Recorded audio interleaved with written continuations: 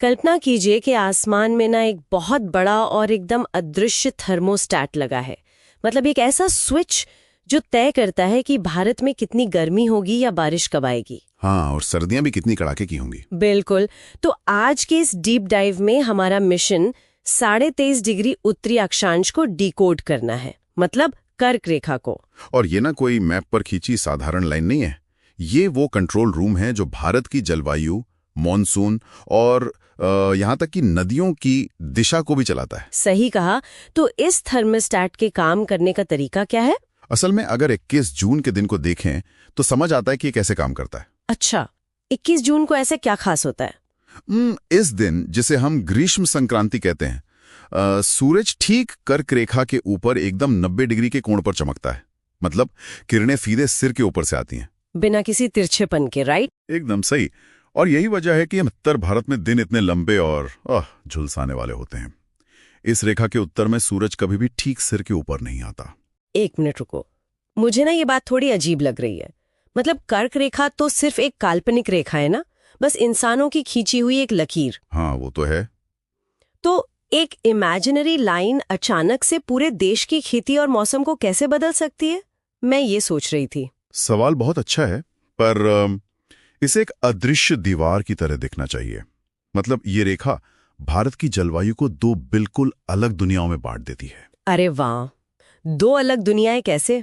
इसके दक्षिण का हिस्सा ट्रॉपिकल है, मतलब यहाँ सर्दियां कभी अपना असली असर नहीं दिखा पाती और मौसम लगभग हमेशा गर्म रहता है।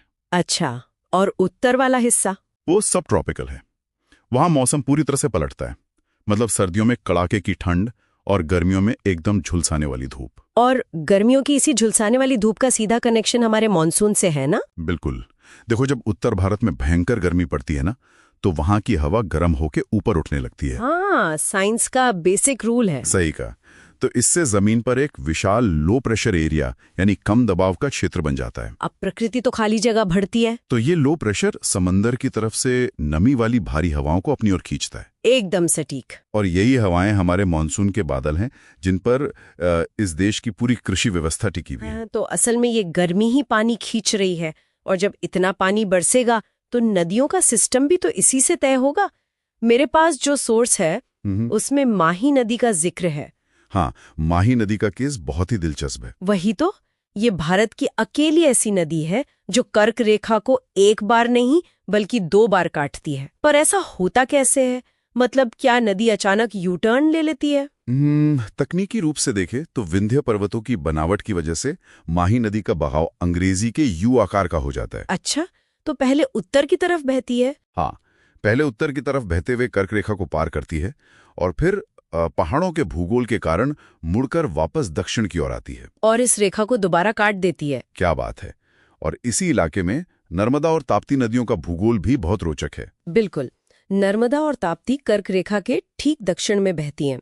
हालांकि कर्क रेखा इन नदियों को सीधे तौर पर नहीं बनाती, लेकिन ये उसी सिस्टम का हिस्सा है। हाँ, मैंने पढ़ा था कि ये नदियां भ्रंश घाटी यानी रिफ्ट वैली से होकर बहती हैं। सही कहा, ये घाटियां पहाड़ों के बीच धसी हुई जमीन होती है। इसी तेज ढलान और चट्टानी रास्तों की वजह से ये नदियां मुहाने पर मिट्टी जमा करके डेल्टा नहीं बना पाती। तो इसके बजाय इनका मीठा पानी सीधे समुद्र के खारे पानी में टकराता है, जिसे हम ज्वारनदमुख या एस्चुअरी कहते हैं। बिल्कुल। और एक और बात, ये रेखा भारत के ठीक बीचों बीच 8 राज्यों से होकर गुजरती है। हाँ, और अगर इसे शहरों से जोड़कर देखा जाए ना, तो झारखंड की राजधानी रांची इस रेखा के सबसे करीब है और त्रिपुरा का अगरतला इसके ठीक उत्तर में है। मतलब कल्पना करने वाली बात है कि 21 जून को रांची की सड़कों पर सूरज का सीधा कहर कैसा होता होगा। हाँ, जब परछाई भी छिपने की जगह ढूंढती है।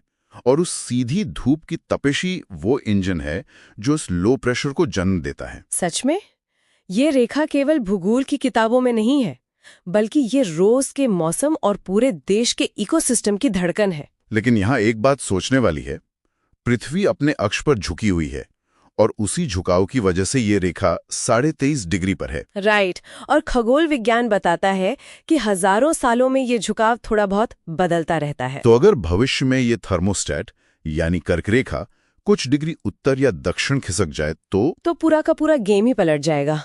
मेरा मतलब है, अगर ये रेखा खिसकी तो वो लो प्रेशर एरिया भी शिफ्ट हो जाएगा। बिल्कुल। और इसका मतलब है कि सदियों पुरानी वो मानसून प्रणाली और हमारा कृषि चक्र पूरी तरह से बदल सकता है, जिस पे करोड़ों जिंदगियां टिकी हैं। क्या वो अदृश्य थर्मोस्टैट की नई सेटिंग के लिए कोई कभी तैयार हो पाएगा? ये एक ऐसा सवाल है जो सच में गहराई से सोचने पर मजबूर कर देता है। आज के इस डीप डाइव में बस इतना ही।